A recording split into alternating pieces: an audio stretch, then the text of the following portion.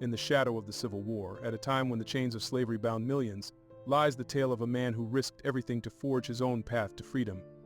His name was Robert Smalls, who would go on to become a hero, a trailblazer, and a symbol of resistance. Robert Smalls was born on April 5, 1839 in Beaufort, South Carolina. As a child, Smalls worked various jobs for his enslaver Henry McKee, who owned him, and his mother Lydia Polite. This allowed him to gain skills that would later shape his destiny.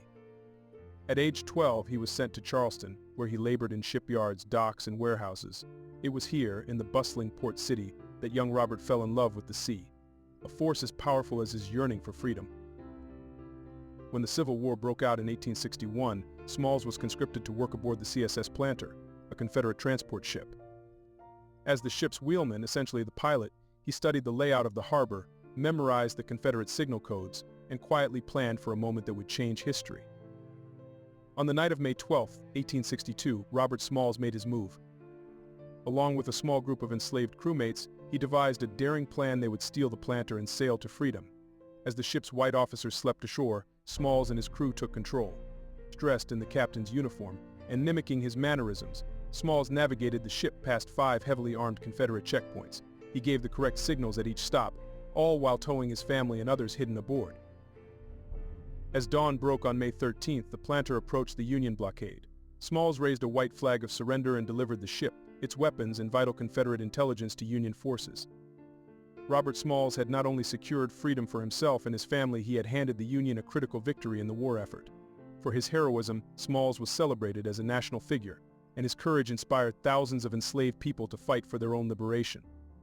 Smalls went on to serve the Union cause with distinction, aiding in recruitment for the United States colored troops and piloting naval missions along the South Carolina coast.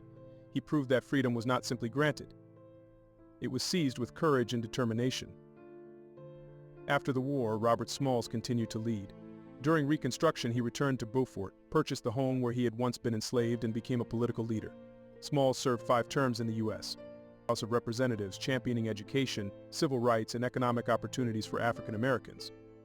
He authored legislation that would establish South Carolina's first free public school system, ensuring that the next generation could rise higher than he ever dreamed. Robert Smalls' journey from enslaved wheelman to congressman embodied the resilience and potential of African Americans in the face of unimaginable oppression. Through his life, he proved that greatness could rise from even the harshest of circumstances.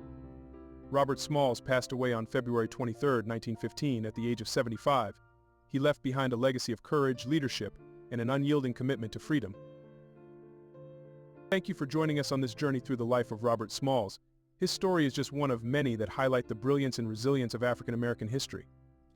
Join us next Friday for another episode of Sankofa Roots Resistance as we uncover more tales of greatness and determination. Until then, remember, our history is our power.